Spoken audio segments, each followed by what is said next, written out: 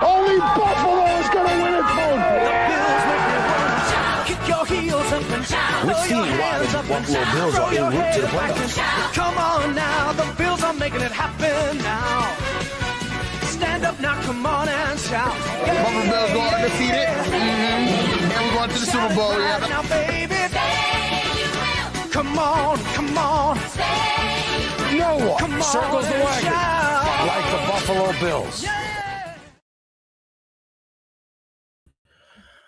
All right, we are live, and we are back. Welcome to another episode of the Overdue Bills podcast, and we have a lot to talk about today. And just looking at even people's attire, I think I know where some people stand.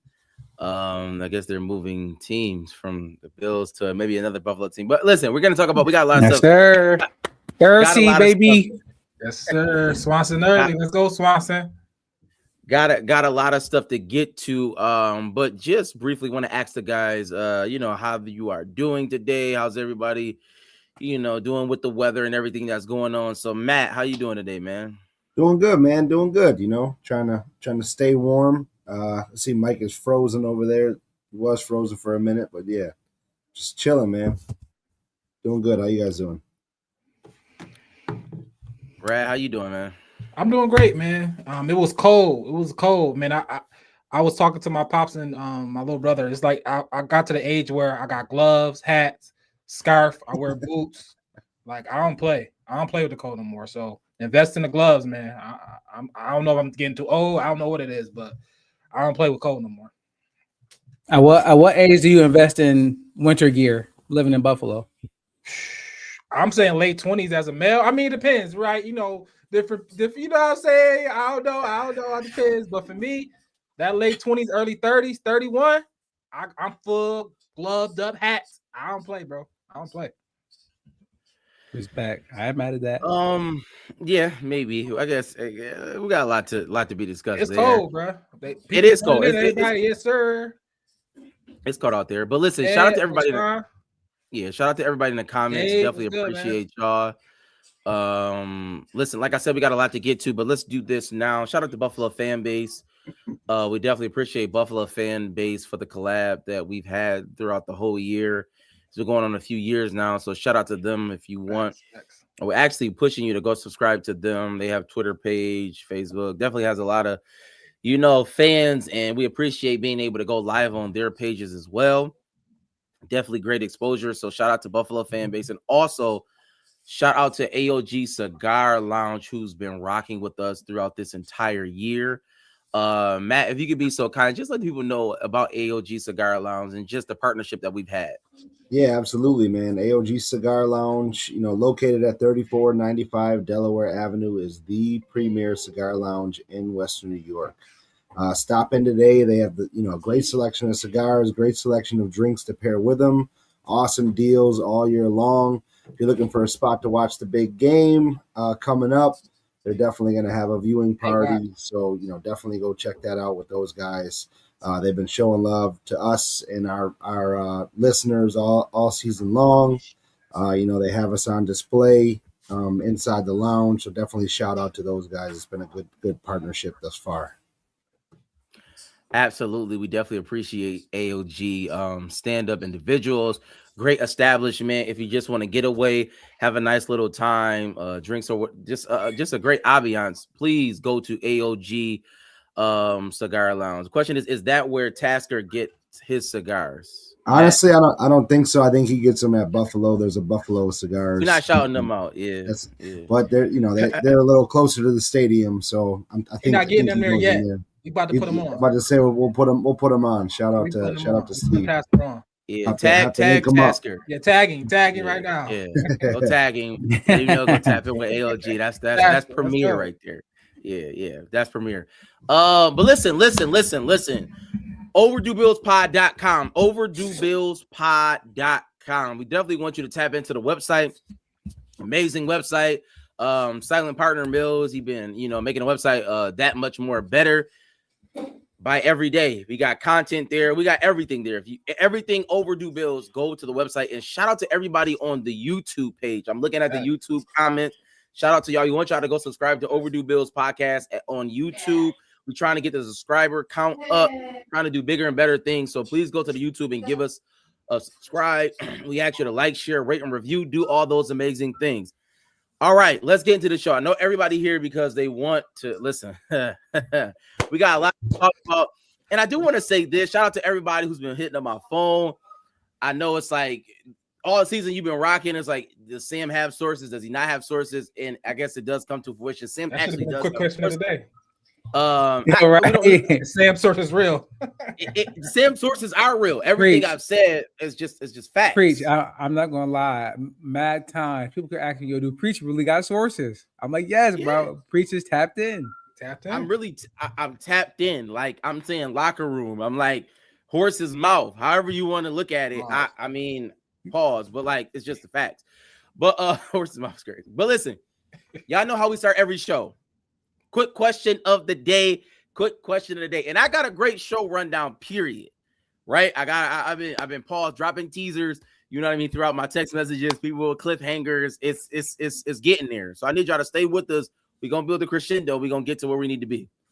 But I do want to ask this question to everybody out there. I want to ask this question to everybody in the comments right now.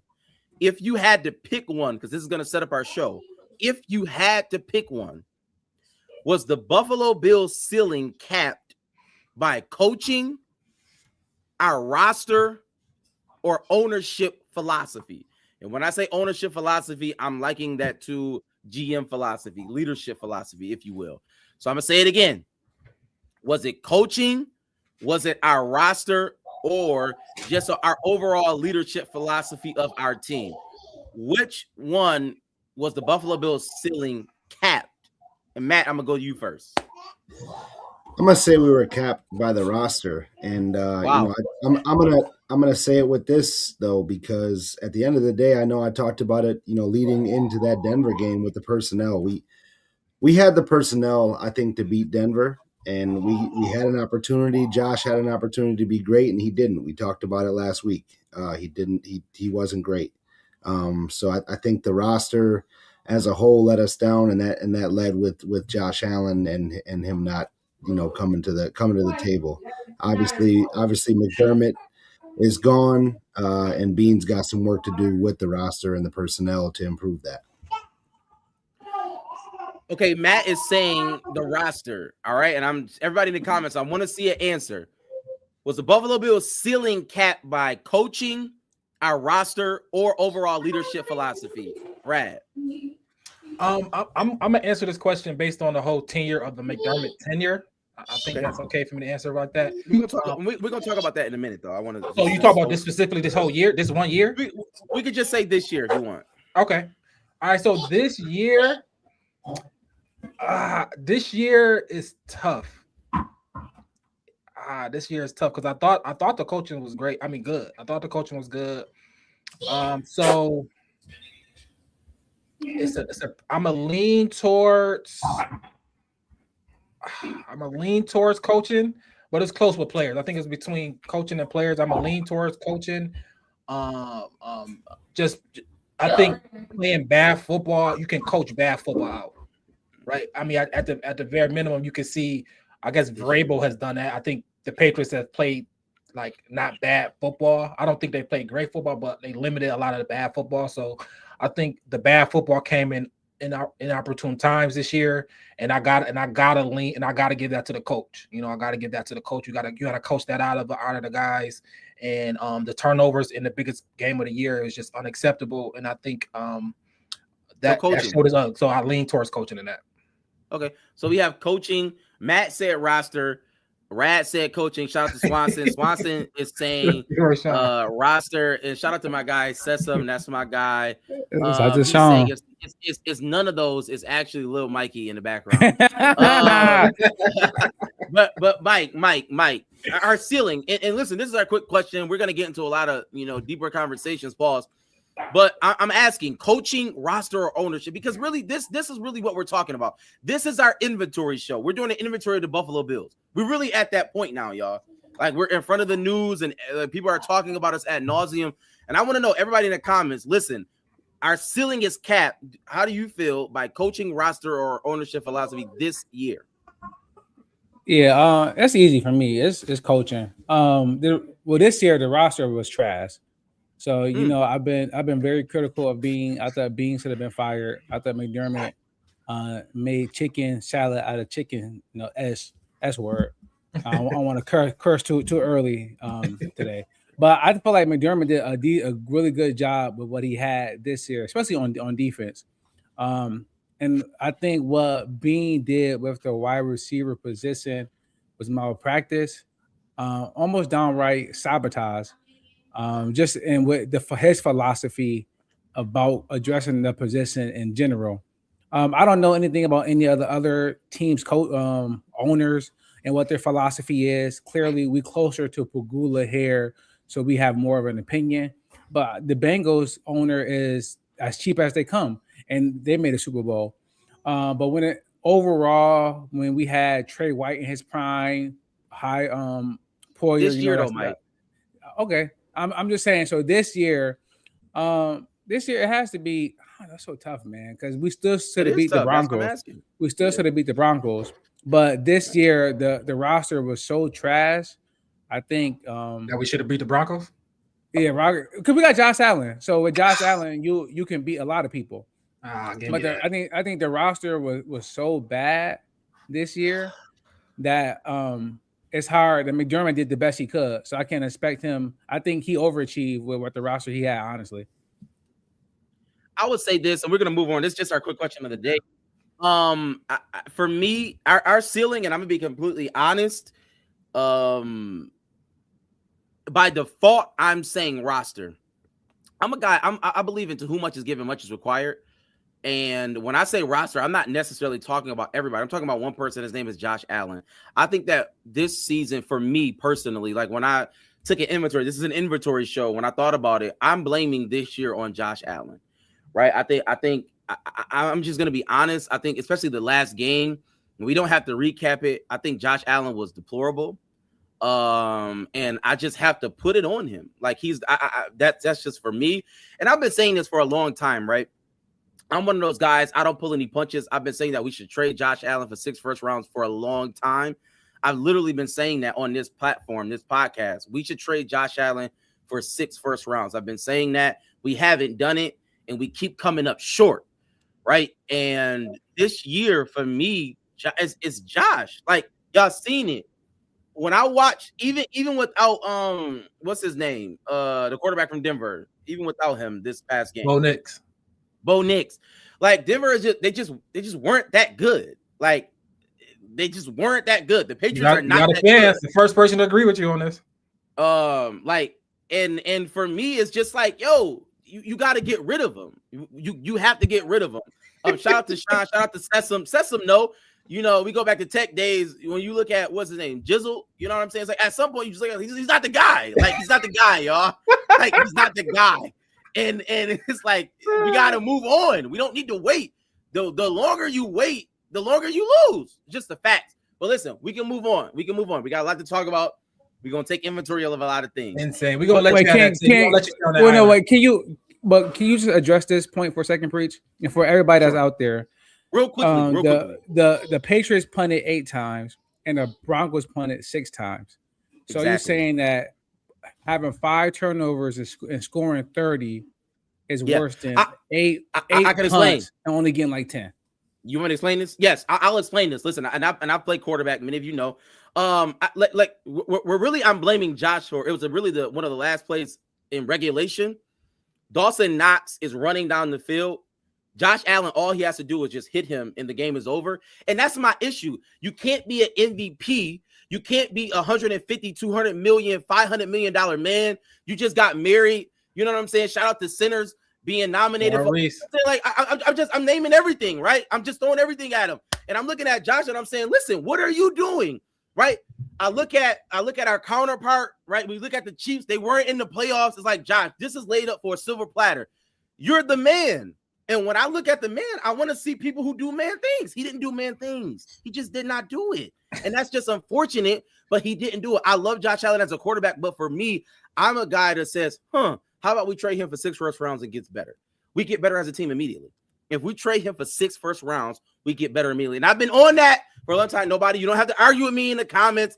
I'm right. Y'all wrong. Clearly for the last 8 years. But we can move on. Let's move on real quickly. I want to start in order. Everybody. I need to start in order of what happened because a lot has happened throughout this week. And the first thing has happened. I need everybody in the comments to talk about this. We got to talk about the press conference with Pegula and Bean. We have to talk about it. I want to start there, and we're going to work our way down, all right? I am right, Swanson. You shouldn't talk to the preacher that way. But anyways, Pegula and Bean, they had a press conference, and by a lot of people's standards, it was literally insanity. What happened during that press conference? I'm just saying a lot of people are saying that it was one of the worst press conferences in history. I'm just saying that this is what people are saying. One of the Ryan Clark conferences in history. I'm hearing that that Pegula needs to go to the doctor and be checked. He might not be Ryan Clark. I'm hearing that. I'm also hearing that Pegula and his state of mind is affecting, and no disrespect, his daughter playing tennis. I've heard that. I'm hearing a lot of things. A lot of things is coming out. Just being honest. He's living off the Bandit success. I get it. It's a lot going on here. In the Bandit, so he's living off that success. So I get it. Right, and so a lot has been said in this press conference, and I want to ask Matt. First, and I need everybody in the comments to answer this question. Do you believe that our owner sounded like a man with a plan or a man reacting to pain? I'm just asking everybody. in the comments. I want us to answer this question. Let me ask it again, Matt. Did Pegula sound like a man with a plan or a man reacting to pain, Matt? I think definitely. And you too, Herb. I don't think it was a man with a plan or reacting to pain, because I think the way he had us in the first half with the I came up with this after the game, but then they started getting into the anybody who makes a power move, I'm dead in that early. So I think this is a little bit premeditated, especially since it was reported that Bean and McDermott weren't really seeing eye to eye on certain things, and then certain comments, that he was making, like, Brandon Bean didn't want Keon Coleman. Those type of things made it look a lot worse. I think that, and it caught some bad press there. So I don't think it's either. I just think it's there were things building up, and then there was a power struggle, and Pegula chose one over the other, and this is how he was justifying it, I guess. So Matt is in the middle, typical Bills fan. Mike, a man with a plan or a man reacting to pain? No, I think he was a man with a plan. For one, I'm going to address Ryan Clark. But for all the people that were saying, Pegula was talking like this, and Pegula, he's talking like, how do you think old white billionaires sound when they talk? If you add up all the money that was in that room, it wasn't even a fraction of what Pegula has. He like, well, I shouldn't even be talking to y'all anyways. So I'm going to talk to y'all like I'm better than y'all because I am. First presser in 6 years. Yeah. So it's like, bro, I'm just here. I've been talking with Jerry Jones. I've been talking with Khan. I've been on yachts. And y'all want me to come here and talk about Sean McDermott? Like, I do it just because I have to, but I really don't want to be here. But I think the locker room stuff was BS. The whole proverbial wall, I think that's all BS. I think that they stopped rocking with McDermott and they kicked him out, and that's it. I think this was going to happen. I think if McDermott win the Super Bowl is the only way he keep his job. I think he was on the way out. And even if it was a gut feeling, I think it's something to that. I know y'all talk about momentum and everything, but it's a feeling when you just walk in and You know, like it's that one picture of Jay-Z when he around Dame Dash, all of them, and you can just tell Hov was like, yeah, it's time. Like he just knew, like in that moment, he just knew it's time for me to go my separate ways because that's not serving me anymore. And I think that's what Pagula did with with McDermott. Rad, you can answer the question, and I'm gonna ask this question too. I want everybody in the comments to answer this question. We're going in chronological order. So, is he a man with the plan or reacting to pain? And from that, Rad, we can move the conversation forward. Did the press conference make you feel confident or more concerned about our franchise? I mean, I know you're not gonna like this, but the answer is both. I think he reacted to pain for sure. I mean, he's hurt, and everything is going on. I mean, not hurt, but disappointed. I think it was championship or bust, especially this year. And I remember the question was for me. When you asked the question, what should get McDermott fired? You said Bean too, but I said if the Patriots finish anywhere higher than us, I said if they go anywhere farther than us in the playoffs, he got to go, right? And I think the combination of how he lost to Denver and then the next day, the Patriots winning, right? I think that combination was the downfall. You have to go, bro. Like Vrabel first year, the roster. We talk about roster. Let's compare the Patriots and Buffalo roster. It's not great. What are we talking about here? So the roster, yes, that can be an example, but look at what the Patriots doing. So that's not a good enough example. So I think he had to go, and I think Pagula made the right decision. Now, did he make the right decision to keep Bean? We'll see. But the right decision to fire Sean McDermott was the right decision. I'm sorry, I know people love who we've been good. He's been a good coach. But this year was unacceptable. The roster was good enough. Look at the AFC. Maybe the whole NFL you didn't care about, but the AFC, we had a good enough roster to win the AFC. He did not do that. He's never done it, and he had to go 8 to 9 years. You got to go, bro. We got a good enough team. We had a good enough roster. We had the quote unquote Super Bowl roster some years ago. He didn't get it done. The 13 seconds, all the stuff. So it's no more excuses. You gotta show improve in the best unit. The last 3 years has been an offense led by Joe Brady. For me, as it relates to the press conference, I thought the press conference was awful. I thought Bean looked aloof. I thought Pagula, he looked ridiculous. And I stand, 10 toes down on the fact that we need to spend every dollar that Pagula has. I think that's what we need to do. As a city, any chance we get to spend Pagula money, we need to do that. I think if you spend billionaires money, they shut up. And I think that's something that we need to do. Because I don't think Pagula he should never talk. He should never talk. It was embarrassing for him to say that he went into a locker room and he threw a hissy fit because Josh Allen didn't respond. He's an owner. That's a joke. He's an owner. What do you want him to say? It's my team. I didn't like the coach. I fired him. Move on. No. I wanted him to go into Yo, thank you, Rad. Thank you, Rad. Yo, I made a decision. I didn't call Bean. I didn't call Josh. I woke up on Sunday morning and said you done. What you talking about? That's how you move, Preach. So that's how I'm so surprised. No, this how you move, Preach. You wanted. I'm gonna tell you how I moved after 13 seconds, and now after this Denver game, he should have been. What are you talking about? What Sean McDermott did after 13 seconds was a fireable offense. It's 10 amount. Okay, so what's going on now? When you steal time at your job, you get fired immediately. That's what Sean McDermott did. He stole time.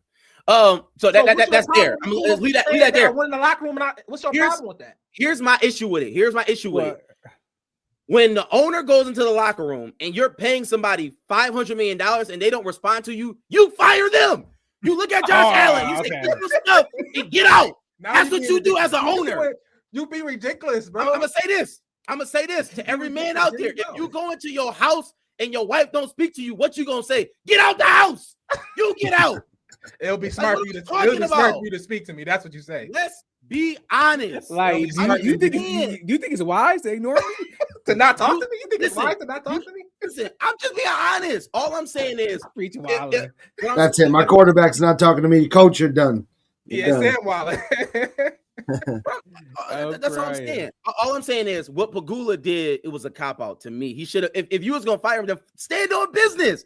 After 13 seconds, Stand on business. That's what I'm saying. After 13 But he seconds. did it. But he did. I mean, it took him some time, but he did. He said, like, we at the point where people are shocked that Sean McDermott is fired.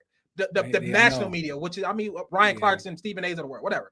But like, if you a Bills fan, like, I know some Bills fans are but like, yo, 30 seconds, Denver Broncos, bro, you gotta go, bro. Like, I got friends that's like Bengals fans, Steelers fans, but they can't believe it. They be like, well, why would y'all ever fire him? Like, he was good.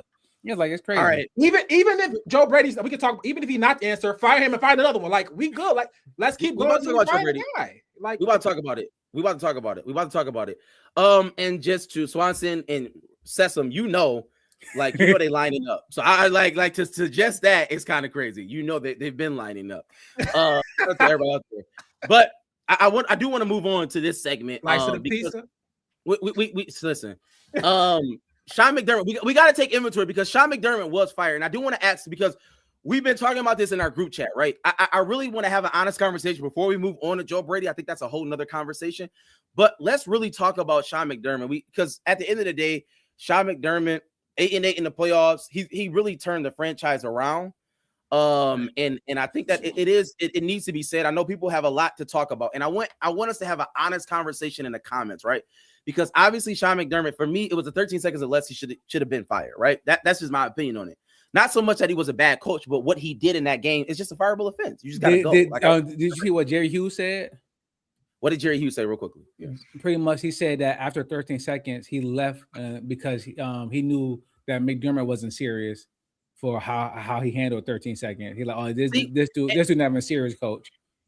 Right. And I told everybody in the beginning of this podcast, and I'm saying in the beginning of the year, I already told y'all, my sources had told me that McDermott wasn't long in the tooth, that McDermott was he just was on the players so much. And we saw that bared out. Like they kind of was just like, cool, we good on you. Veteran team. He's just very, moody and just always, doing something. Joe Brady is a player's coach. We're going to talk about that in a second. But I do have some insight about when he let Leslie Frazier go. It was some like how he did that. Leslie Frazier felt some type of way, and it was it was bad. It was some stuff about that too where it came out. Honestly, people, when you leave, a lot of things come out. So whatever. Yeah. He was successful when he was gone. So we'll see. But in all intents and purposes, right? In all intents and purposes, and I'm gonna go to Mike first. In all intents and purposes, Sean McDermott was a great coach, right? Like as comparatively speaking to the field. And I really want to ask everybody this question because great resume. What we look for in a coach is, did you max out the roster, right? That the roster that you was given, did you max it out? Did you get the full potential out of the roster? And I just want everybody to answer honestly on Sean McDermott. Write in the comments and say yes or no. Do you believe throughout the years Sean McDermott maxed out his roster? And I'm gonna just throw this out there: 98-50. He did not go to a Super Bowl, but he was a top coach in this tenure. Did he max out the roster, Mike? You said throughout the years or the year? Throughout the years. Throughout the year. I'm saying his tenure. No, I don't think so. To never get the 1 seed, I think it's ridiculous. To lose games like they've done every year that we can look back on. It's like, how do you lose to the Zach Wilson Jets? Like, how did y'all lose that Minnesota game? How did you lose that Tennessee game? How did y'all lose to the Dolphins this year?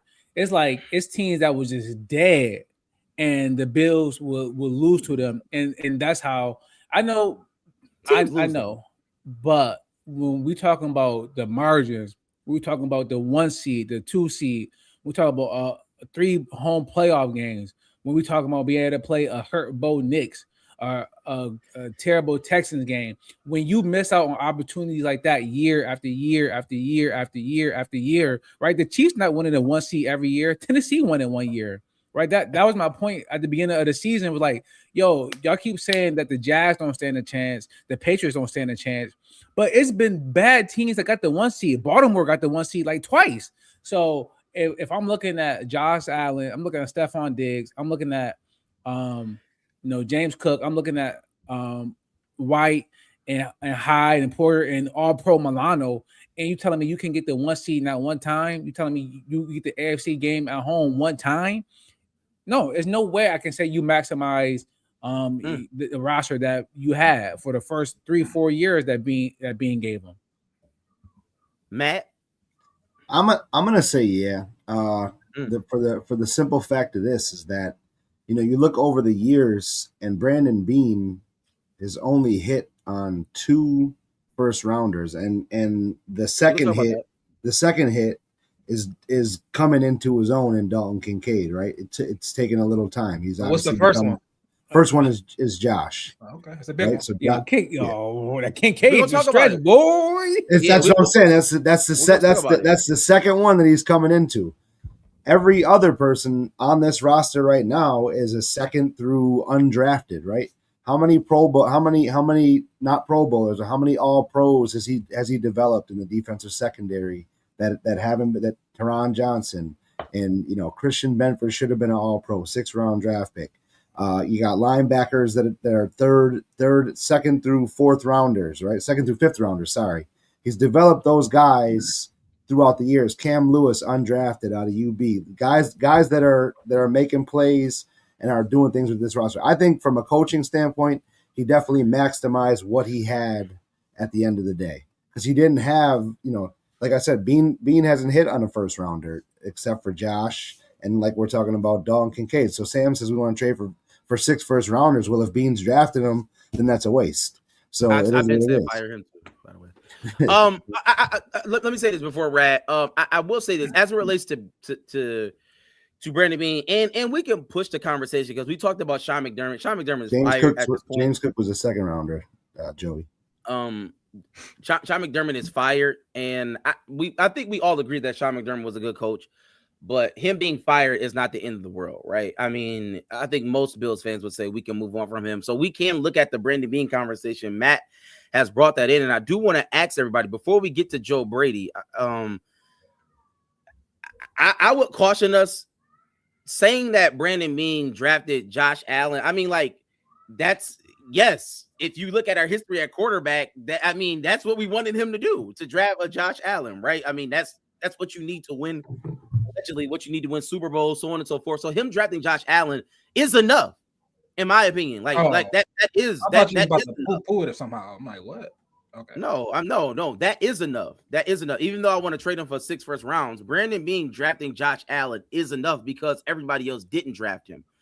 But as it relates to everything else, I think if you look at Brandon Bean's track record, he has way more misses than hits, but that's common for a lot of GMs, right? I do want to be clear on that. Like, if you ask a lot of franchises, they'll say their GMs suck because they miss. Is he above? What do you grade him? Is he above average, below average? GM. For me, he has to be above average because he drafted Josh Allen. But how do you feel? I'm struggling with that, with the Josh Allen point, only from this standpoint. He did draft Josh, and not that it's luck, but I think almost every quarterback in that draft is looking like Lamar. You got Baker, you got Sam Darnold now. I mean, Josh Rosen was like the only one that really, really flamed out. And who knows, if he don't go to Arizona, he actually might have had a career too. I think maybe he's a realtor now. Lamar, but Sam Darnold, is actually going to win the Super Bowl before Josh. Allen, I mean, Sam Darnold might win the Super Bowl, and he went to the Jets. If he go to a different team, that's not the worst team of all time, or the worst organization of all time, Sam Darnold might be having a way different career. That's what I'm saying, right? Yeah, this is why I go back to the McDermott point. He underachieved because I believe he had the best quarterback. And he had, if you want to say maybe the last, he did not have the best quarterback. That's not a true statement. He has a top 2 quarterback. I think he's better than Lamar Jackson. So in my explanation, he had the best quarterback. No, I'm talking about that draft class. He had the best quarterback in that draft class. And I believe if you want to count the Ravens the last 2 years, he probably had the best teams, right? I think he had the best teams if you want to count the Ravens teams the last few years because they had a lot of Pro Bowls. Derrick Henry, they underachieved too. That's why their coaches inspired as well. But I think Sean McDermott underachieved. I remember one season I came in, maybe it was a 22, 23 season. I came in and said, we're going 16-0. Not because obviously it was content, but I really meant that. And to double down on it, we was favored in every game that year. We was legit favored in every game. So I wasn't just talking out of left field. We had a great roster. We had top 5 on both sides of the ball, and we underachieved when we did not win. And that year again, we lost to the Bengals. The next, so like, got smacked by the Bengals. Got smacked by the Bengals at home. Right. So I mean, so at some point, fire right then. at some point, yo, Sean, we love you. You fired your DC, you fired your OC, you fired your special teams coach. You fired everybody. You fired a lot of people, bro. Let's keep it a buck. You fired a lot of people, Sean McDermott. So it makes sense to me. And that's why I want to give Brandon Beane his choice to hire his coach. If the Joe Brady is the coach, this is Brandon Beane's job. He got Josh Allen. He assembled a 22-23 roster, which was top 2 in the league. I think he had to break down a little bit because we paying Josh now. Now we're paying Josh, so we got to take some successes in other parts of the roster. And obviously, the wide receiver was one of those things. So I'm giving Brandon being the architect of the 22-23 roster another chance to revamp this team to get it right. And I think he will. And I think Joe Brady is the start of somebody he wanted and he believed in. So I'm good with Beane and the McDermott. His legacy is good. He's the second greatest coach in Bills history, but we good enough that we deserve somebody to get it done. And he did. So, okay. We finally got to this place. We talked about McDermott, we talked about Beane, but obviously we just hired a new head coach, right? Joe Brady, our offensive coordinator. And I think clap it up. I want to ask everybody in the comments. Let's have the Joe Brady conversation. And I want to have it from this lens, right? While we may get upset at how Joe Brady called plays and so on and so forth, we cannot deny Joe Brady's success, right? And to some degree, I will say this: when you have Josh Allen as quarterback, you generally will be successful when you have a great quarterback. Generally, that happens. That tends to happen. So I do want to ask you, because this is what coaching does, and we talked about Sean McDermott on how he maximized or did not maximize, the team. So I want to ask Rad first, since Rad, this is your guy. What's one thing Brady is going to improve on our team? All right, as a coach, what is one thing you believe he brings to our organization and he's going to improve on? And what's one thing he must improve on? Right. I think he's going to relax, just relax the room. I think he's, a younger coach. He's been around some championship teams as well, so he knows about he got some championship experience as well on a college level. I'll give him that. But I think another year of him. I think his identity of how the offense looked, that next man up, we are good enough to add to the team identity of the offense. Yeah, everybody eats. That wasn't Sean McDermott's identity. Everybody eats. No, clearly Sean McDermott didn't have enough players, right? He was complaining mid-season about he didn't have enough players that are meeting. He was telling everybody that that was Brandon Beane's fault. He was clearly a blame deflecting at some point, so he didn't have enough, right? Yeah, Rag got smoke from McDermott. He had smoke from McDermott. Hey, Joe Brady. We came on here every day and say, Joe, we have no wide receivers. We have no wide receivers. It's the worst wide receiver room in NFL history. Sam said.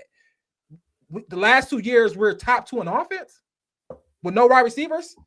Joe Brady, right? So when Sean McDermott had that, right, it was so I'm saying give Beane more time to continue rebuilding this team, get more offensive weapons for the Joe Brady side. I think he gonna go to one. He gonna go to the number one offense, right? So he's been great. He's been having a top 2 offense the last 2 years. He went from Josh MVP to James Cook rushing leader.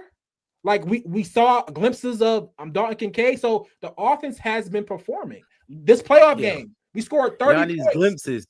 We scored 30 points and 5 turnovers this playoff game against the number 2 defense in the NFL. We lit them up. Joe Brady called a hell of a game. People was running wide open. Like, these were play calls. Josh was okay. The play calls was excellent. A1 play calls.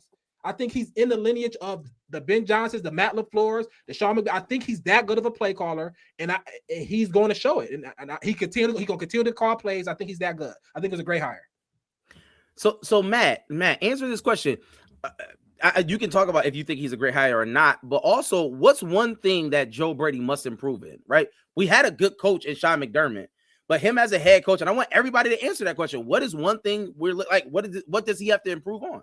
So I think Swanson asked this question a couple times in the comments too. Like, when has that McDermott defense come to the table in the playoffs? There's been a couple Now, I guess I would answer that saying they've come to the playoffs in every game in every playoffs except for like the end of the AFC the biggest games, right? The 13 seconds. That's his fault. The Bengals, the bigger games, yes, but they have come to the table sometimes. So I think he also mentioned in the comments too, the DC hire is very important for Joe Brady or whoever they're going to have to run the defense. Because if you want to get away from the McDermott defense, if you want to get away from that and show, hey, I'm gonna put out a great offense, I got to have a great defense to pair with that. Because our scoring, our quarterback is not going to be the issue because I'm the guy that's going to make that happen. Now the defense has to be what Bean and whoever he brings in as the defensive coordinator have to come to the table to make this team, I guess, fully complete. Yes, they got better through the end of the season, but they also didn't make the plays when we needed to at the end of the game. Like, what are your thoughts on this? I know how I feel about Brady. He's effective. I give Rad that. They do score 30 points a game, but Ken Dorsey was putting up points too, and he was terrible and got fired. Maybe not 30, but the Bills was like number one in EPA per play with Dorsey. I mean, he was somewhat effective. Josh was having a lot of turnovers though, and Brady did come in and settle that.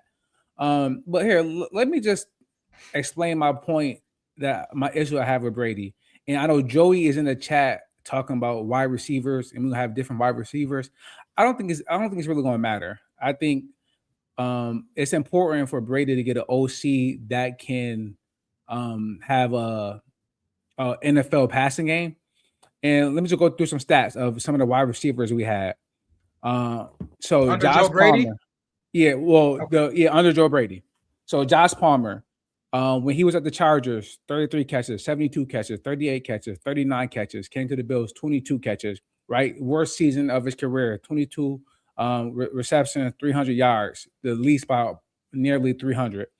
You go to Curtis Samuel, 77 catches, 64 catches, 62 catches at Washington. He come to Buffalo, 31 catches, 7 catches, 81 yards. Can we have asterisks near those though? They didn't play. Curtis Samuel, okay, whatever. He played. He played. Well, Palmer got hurt, but Palmer was averaging two catches a game. So I don't know if you thought he was going to start going for 15 catches a game. No, but I'm saying he just didn't. They didn't. Neither one of them played. But let you finish. I think they played enough. I think we seen plenty of Curtis Samuel. I think we see plenty of Josh Palmer. I don't think we seen him at all. But I hear what you're saying. I'm not saying he would have been better, but I'm saying he didn't play. But you can finish your point. So let's go to Elijah Moore, 43, 37, 59, 61 with the Bills, 9 catches. Granted, when he played, he wasn't good enough. We got rid of him. Let's go to Stephon Diggs in 2023 under Dorsey. 10 for 100, 6, 9, 6, 4, 4. What did he get? Nope. I'm sorry. 10, 7, 8, 6, 8, 10, 6, 9. Dorsey get fired. We're looking at 3, 4, 6, 4, 4, 5, 4. Gabe Davis is zeros across the board once Brady took over. I think Brady just have an issue with getting wide receivers the ball. That's not Khalil Shakir. Khalil Shakir does increase. Khalil Shakir does increase, but he get bubble screens. And I think I don't think that's an issue though, Mike. Well, hold on, let me finish. I think a lot of it is supposed to be the opposite, where you get good wide receivers that come to the Bills and they have career years with Josh Allen. But right now you have an opposite effect where you have wide receivers come in and they are having the worst years of their career. Like nobody's really having a crazy year. It was like, okay, Diggs getting 16 targets. That's why nobody else is eating. You got nobody on this team really eating. And we see games constantly where when the passing game cannot get off the ground. And I think Josh Allen being the quarterback, I think that should never be an issue. That should never be an issue. I need somebody, the OC, whether it's the Rams passing game coordinator, to come in this offense and help Brady get the passing game going for real. Yeah, he can scheme up some bubble screens and orbit motions and get the tight ends like they're gonna fake block and then get open. But just let's line up and let's throw the ball. I think James Cook gonna be fine. But in 2, I see a real down the field passing game. And 2, I can see 30-yard passes down the field and really threaten people down the field. I'm gonna always be worried about this offense. I'll say this. Brady. I'll say this. As it relates to Joe Brady, we have the number 1 rushing player in the league. Like that, I don't. For me, that's nothing to sneeze at, y'all. Like I mean, that's O-line. That's scheme too, though. Yeah, guards. That's scheme. 100%. We don't have a zone blocking scheme, right? We don't have a zone blocking scheme. In most running backs in that ilk, what we've heard is zone blocking scheme lends itself to the number 1 rushers. We didn't have it. We still had the number 1 rusher. That's amazing for the Buffalo Bills. And as it relates to our offense, like we had a top 5 offense, y'all. And I think sometimes, and I'm a prisoner of the moment, but I've also been the other way too, though. Like we get into this thing on how things look as opposed to what is actually happening. Like we have a top 5 offense. It's like at some point, like 3, top 2. Yeah, we were top 4. The only way you can go is 3, 2, or 1. Like I mean, it's just like at that point, it's like, what are we talking about here? Like, or you can so be you want us to be number 1? Be an all-time offense. Okay, yeah, cool. That's the ceiling, right? That's the ceiling. Shout out to him. I mean, it's not easy to. But get he's there, progressing but to that, right? Right. Yeah, I'm not necessarily mad at Joe Brady. And when you look at just coaching in general, when you look at the Sean McVays of the world, right? When you look at a Peyton, when you look at an Andy Reid, there is success stories of head coaches who specifically call plays, right? There's nothing wrong with Joe Brady calling plays. Yeah, sure. There's nothing wrong with Joe Brady calling the offense, right? People have called offenses and been head coaches. What we have to do now, and Matt is right, we just got to figure out who we're going to put around him, right? Like that's the most important part to me as far as the staff around him. That's what I'm definitely looking for. Joe Brady, I'm not necessarily upset at Joe Brady being the head coach. I'm really not. It's not the end of the world. He seems like he has a good head on his shoulders. What I want to look at for Joe Brady, for me personally, I'm looking at this. Is this a Josh Allen move or is this a modernize our whole entire offense move? And I think it's more of an offense move than a Josh Allen move. Yeah, the offense gonna be the same. I don't think McDermott had his hands in the pot like Swanson thinking. I don't think so. I don't think McDermott was maybe the offense same, but the players that's playing it maybe shifted different. And I think obviously the offense is going to improve because the nuance of this year offense was we added that third tight end. We swapped out that running back that other lineman. Right, and we added that tight end. Now let's upgrade those tight ends. Now what do we upgrade Dawson Knox? So it's a lot of different ways. Upgrade the wide receiver room, like we said. It's a lot of different ways this offense can get better. Y'all talk about you don't like nobody like Dawson Knox and nobody like the receivers. What if we upgrade those guys?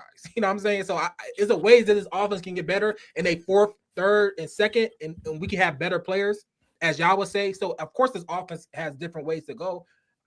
Upper no, it does have a ceiling to hit. Yeah, if you get better play, every offense can get better if you get better players. Obviously. I just don't like even like the fact that on 2nd and 1 we always go tush push.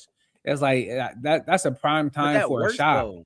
Yeah, but 2nd and 1 is prime time for shots. And I think but let me push back. We were upset when we used to run the ball and didn't get it. Like, you know what I mean? So it's like I'm not doing that.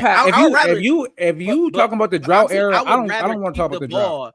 But what I'm saying is I would rather keep the ball, Mike, and move the chains than not. Would you rather do that? Bro, that is more options than that, preach. Isn't that? I'm not denying that. I'm not denying that. Okay, but then don't pigeonhole me with 2 options. But a great option is to move that's different for 3rd and 1 and 4th and 1. That's different 3rd and 1 and 4th and 1. We all agree that moving the chains is a great option. No, so I mean, I can. The alternative is not moving the chains. But there's nothing wrong with Mike saying he's saying he point out things that can get better, obviously, and that's good. I think Joe Brady wants to get better. It's not he's not perfect. I am saying, but my thing is that he was too good to let leave.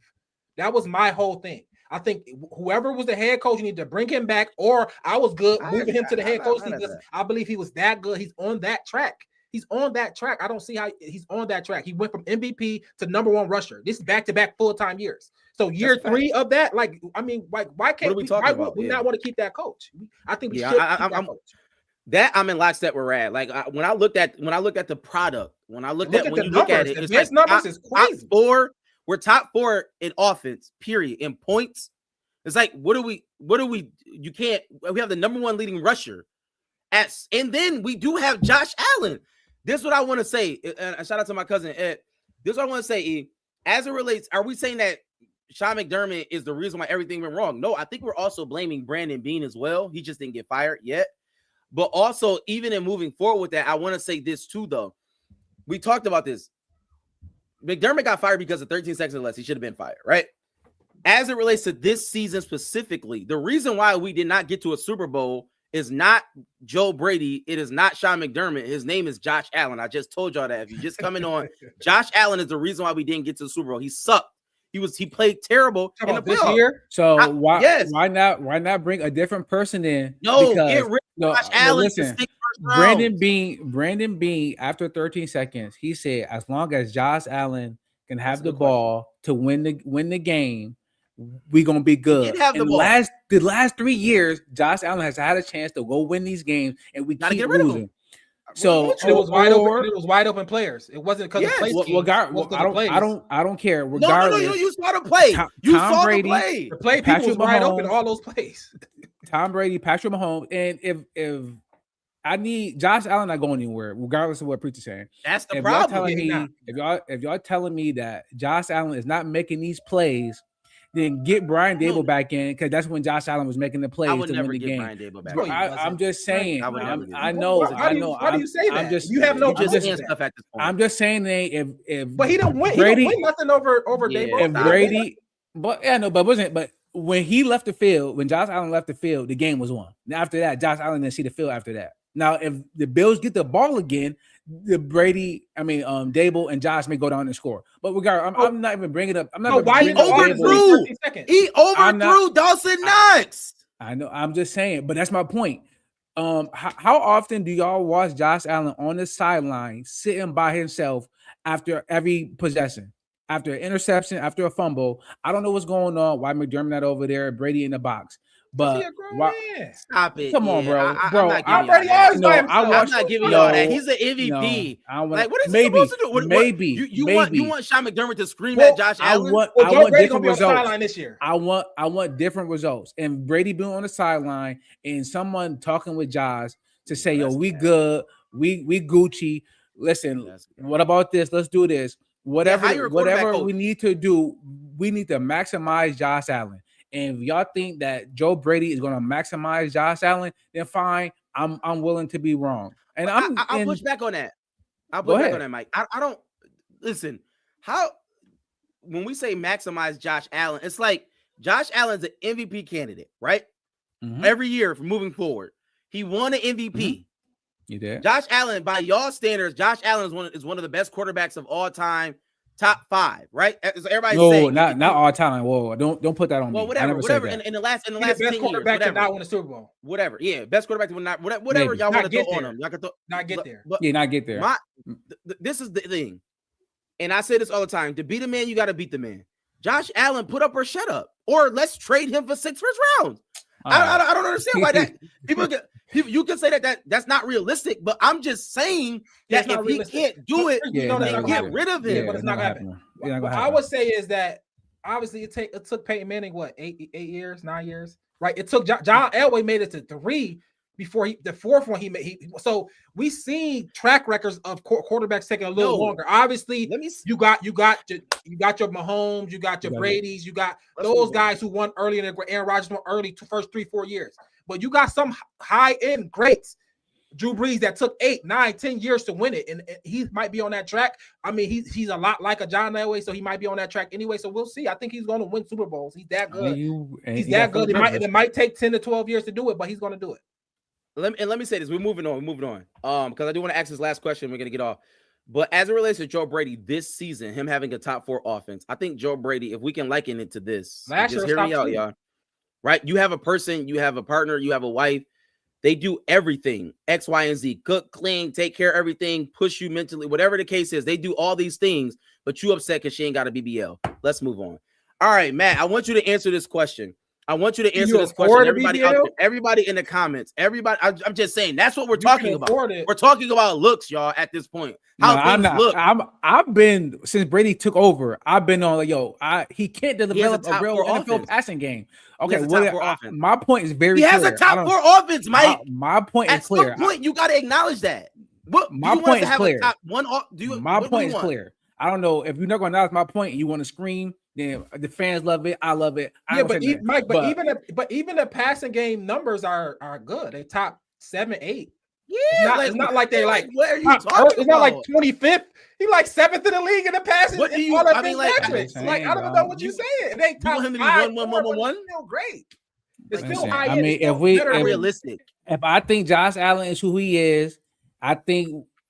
We was on a projection to be one of the top offenses of all time. Listen, I look at football differently than y'all, and what I like is different than what y'all like. I don't care about James Cook being a rushing leader. That's not something I care about. We tried throwing the ball. We did. Shout out to James Cook. I'm just saying, we did do what you wanted. Shout out to his Dorsey family. was a spread offense guy. We was good. With Dable, we was good. And we didn't win the big game. And we did not win the big game. But we did not win the big game. All right. Let's move on. Let's move on. Ed, I'm coming back for the sweet. Take me, set it preach. I'm coming back for the sweet. That's crazy. That's crazy. Oh, okay. Listen.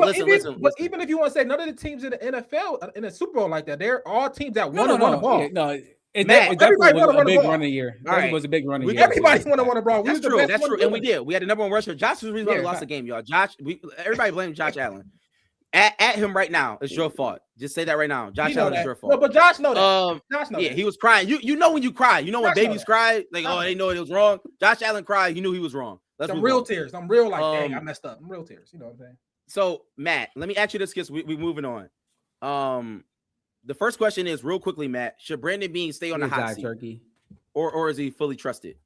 No, I think he should stay on the hot seat, man. At the end of the day, he's done magic with Josh's contract. He's done restructuring things like that. But we are coming into the season, $3 million under the cap. We don't have the opportunity to go get the next big person. So he's got to do what he does every year. He's got to get guys to buy in, restructure, move some things around so we can go get a guy, right? And I think the thing for this year is don't get a retread of what we've had already. I really want to see him make an effort to go get a guy that we like, that the fan base really wants to get, like a try to get a Justin Jefferson, try to get I push back on that. It is what it is. We got to get a main guy, and he has to draft well for sure. I want to say with the Brandon Beane, I will say this. I do. If y'all remember Leonard Floyd was an amazing pick, right? Yeah. Out the way, did not know, great pass rusher, 13 sacks. Like that's like if Beane can give me free agent signing. Right. If he can give me one of those, I'm with it. That's all I'm saying. I'm talking about receiver. Leonard Floyd was he was that before he came to us, though. It's not like he wasn't that before he came to us. He didn't have a couple good seasons, though, Matt. But he was also a first round pick, and he did have a couple good seasons. Let's take a flyer on that. I'm gonna say this: Beane haven't been great. He has some misses like every GM, but he's been good enough. I told you we had a top 2 roster plenty of times before. He had key free agent signings that he had. We had a good back end. The Von Miller sign was a good signing at the time. He got hurt. The Stephon Diggs trade. I mean, like all the things. Even Ed Oliver, he was having a year 3, year 4 player. I think we developed good. Year 3, year 4 players are usually developed well. We see Cole Bishop. He's year 2, but year 3 gonna be great. We seen Benford year 3. Look at James Cook year 3, year 4. Kincaid gonna have a great year 3, year 4. Josh Allen year 3, year 4. Like I can keep naming Milano year 3, 4. Bernard year 3, 4. Right? It's a lot of these players year 3, 4 that being drafted, or you know what I mean, that shows up. So I think Beane has been great. And the coach has let him down, and he's fired. And I think Pagula made the right decision. So hot seat, sure. If we have like a catastrophic season, but I think the rosters has been good year in, year out. Even this year, this is the worst. I'm talking about comparing them to the last 4 years is the worst roster, but comparing it to the rest of the league, especially the AFC, we a top 5 roster in the NFL still, and we should have won, and we should be in Super Bowl this year. And that's on the coaches, and I think that's why Bean got a job. Even with all that being said. Wait, Mike, what's the first thing we need to adjust, Mike? What is the first thing we need to address, rather, this offseason, as far as Bean is concerned? What is the first thing? What is our first priority? And we're going to talk about defensive coordinator at the end of the show. I don't know. It's tough because, like Matt said, we don't have a lot of money. But say money wasn't an option, and I don't know who are a free agent. I don't love the wide receivers. Like Mike Evans is available. I'm not a super big fan. I mean, I love Mike Evans. He's older. He's hurt. He's hurt a lot. I don't know how much he will cost. But for me, I hate to say this because I'm not a defense guy, and I think we put too much. Swanson just said it. I think we put too much into the defense. But if we could get a Max Crosby, if we can get a Hendricks from the Bengals, or even like I said, a Leonard Floyd, someone that's gonna come and give double-digit sacks. If we can get that, because our DNs are trash. Von Miller had 10 in Washington. Yeah, I mean, did he? Is that a Von? Yeah. Von had 8. Von had like 8 through 6 games for us. So if we can get actually a playmaker that's going to get after the quarterback, that alone will make us a different team. Okay, Matt, real quickly, defensive coordinator you want? Should we go back to Jim Schwartz? No, you know what? I saw the rumblings earlier. You know, I'm okay with Jim Leonard, man. Jim Leonard, he was a good safety, not a great safety, but he was a good defensive coordinator at Wisconsin. His units were always top in the nation. You know, I watch a lot of Big Ten because I'm an Ohio State guy. Jim Leonard, you know, he plays an aggressive style of defense. He has an aggressive mindset, and he's been doing some good things in Denver. Obviously, with the secondary, that was his position. That's his nature. But I think he can come in and run a defense in the NFL. I think that would be a good hire to bring in. He's obviously familiar with Buffalo, and he can come in and do good things. Be another young guy, 42 years old, come in and have a young group and lead this team. All right, we can move on. As far as my defensive coordinator and who I just want somebody who makes Brandon Beane change our personnel.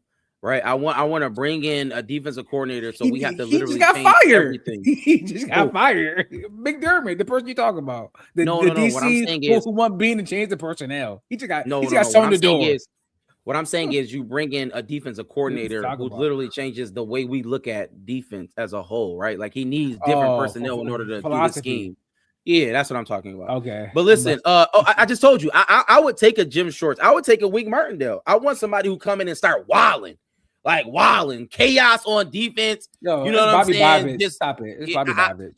It probably is. You know what I'm saying? Like, I don't mind a big Fangio type. Rad called it. Rad said McDermott was the issue, and all we're going to do is just promote keep the same staff, just minus McDermott.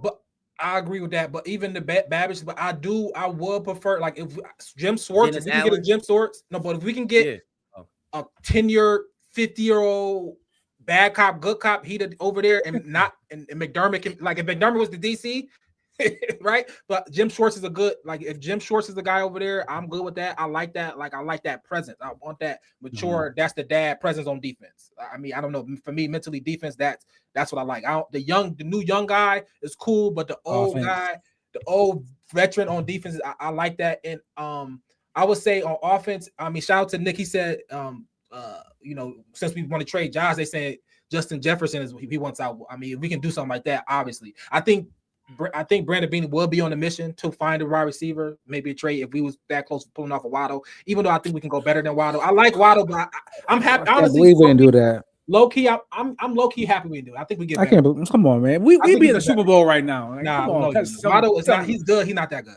I want a wide receiver. I want this Cooks, man. Get out of here, Rad. Yeah, but Waddle is you never had Waddle on your fantasy team. No, yeah. So, who is the worst quarterback of all time? Waddle. Yeah, well, I'm not. Yeah, Waddle. He's fine, but he's not. I want like, obviously, just we're gonna do a free agent show. But I'm just saying, I want somebody who can stay on the field at all times. I don't want somebody.